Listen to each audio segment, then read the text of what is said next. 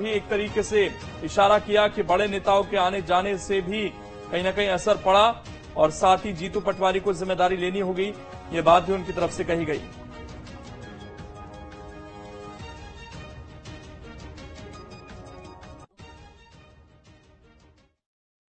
दुर्भाग्य से मध्य प्रदेश में उसको देखने को हम लोग तरस गए और उस तरह के नतीजे नहीं आए। क्या कारण मानते हैं? कारण एक दिन का नहीं होता है, उसके बहुत कारण है।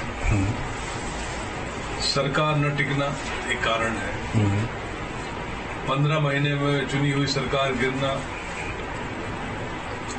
उसके बाद बहुत सारे प्रभावशाली कांग्रेस के नेता भारतीय जनता पार्टी में जाना, उनको किसी ने रोका नहीं, वो कारण है। फिर कोई एक नेता कहते हैं कि मैं जा रहा हूं, फिर नहीं जा रहा हूं, फिर जा रहा हूं, फिर नहीं जा रहा हूं, उसका बहुत बड़ा असर पूरे मध्य प्रदेश के कार्यकर्ताओं में पड़ा है कि इतने बड़े नेता ही यदि भाजपा में जाने के इच्छुक थे, दोनों बाप बेटे, अब कौन थे ये आप लोग जाने, बहुत सारे लोग उनके साथ जाने को तैयार थे, जी चर्चा का विषय है। जी जी। तो एक साधारण कार्यकर्ता भी उसमें मजबूर होके सोचता था कि क्या है। देखिए, ये तो केंद्र हाईकमांड तय करेगा कि चेंज करे न करे, लेकिन जिम्मेदारी तो लेनी पड़ती है। आप सीनियर लीडर होने के नाते आप क्या कहेंगे? भाई, मैं नेता प्रतिपक्ष था, सरकार नहीं बनी 2013 में, मुझसे कहा गया कि आप फेल हो गए, इस्तीफा दे दिया था। जी जी। आगे आने वाले समय भी लोगों को सोचना पड़ेगा। मैंने पहले कह दिया कि बहुत दुर्भाग्य है कि कांग्रेस में इस तरह की हार कभी नहीं होती। मेरे पिताजी के समय मध्य प्रदेश छत्तीसगढ़ की 40 लोकसभा सीटें आई थी। हाँ, आज दुर्भाग्य है कि हम लोग ये समय आ गया कि 29 के 29 और 11 में वहां मान ली जाए तो 10 वहां भी चली गई, एक ही बचे चरणदास महंत जी की वाइफ, नहीं तो 29 सीटें भाजपा के खाते में। ये दुर्भाग्य। और हमारे सहयोगी संदीप भमरकर इस खबर पर ज्यादा जानकारी के साथ जुड़ गए हैं। संदीप, अब सीधे तौर पर उन्होंने इशारा कर दिया कि जिम्मेदारी तो लेनी पड़ेगी, अपना उदाहरण दे दिया 2013 का। लोकेंद्र, दो चीजें उन्होंने कही है।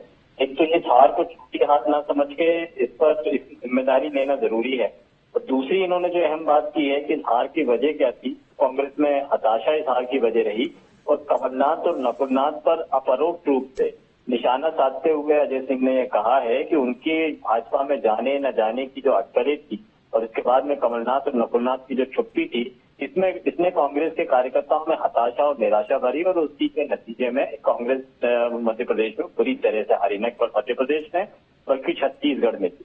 छत्तीसगढ़ और मध्य प्रदेश की 40 में से 39 सीटें बीजेपी कांग्रेस गंवा चुकी है, बीजेपी के खाते में चली गई है। तो एक बहुत बड़ा मसला है, एक बड़ी नई चर्चा छेड़ी है।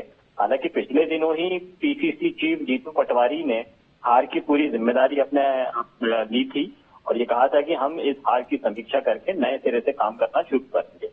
अब हार के में आमतौर पर जिम्मेदारी लेकर इस्तीफे की परंपरा रही है, लेकिन ये इस्तीफा अभी तक आया नहीं है।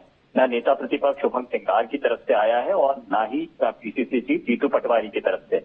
अजय सिंह के इस बयान के बाद में अब इस्तीफे पर चर्चा होगी कि यदि जिम्मेदारी ली है तो जिम्मेदारी के तहत इस्तीफा दिया जाना चाहिए और नए सिरे से संगठन को गठन करना बहुत जरूरी है।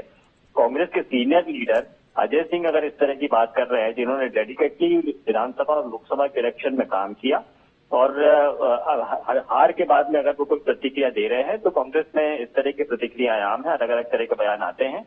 लेकिन एक नई चर्चा जरूर छेड़ती है कि कांग्रेस में सब कुछ ठीक नहीं है।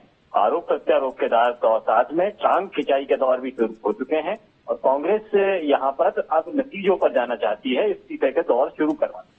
शुक्रिया आपका संदीप, जुड़ने के लिए और जानकारी देने के लिए। तो देखना है कि यहां से अब कांग्रेस पार्टी कैसे एकजुट होती है, क्योंकि आरोप लगने के जो सिलसिले हैं वो यहां पर शुरू हो गए हैं। जीतू पटवारी पर कहीं ना कहीं निशाना साधा जा रहा है, कमलनाथ पर कहीं ना कहीं निशाना साधा जा रहा है। वहीं भोपाल में लोकसभा चुनाव में विपरीत परिणामों के बाद कांग्रेस में सर्जरी का दौर शुरू हो गया है। परिणाम आने के बाद सबसे पहले यूथ कांग्रेस विधानसभा अध्यक्ष और इकाइयों को भंग किया गया, जिसको लेकर यूथ कांग्रेस अध्यक्ष मितेंद्र सिंह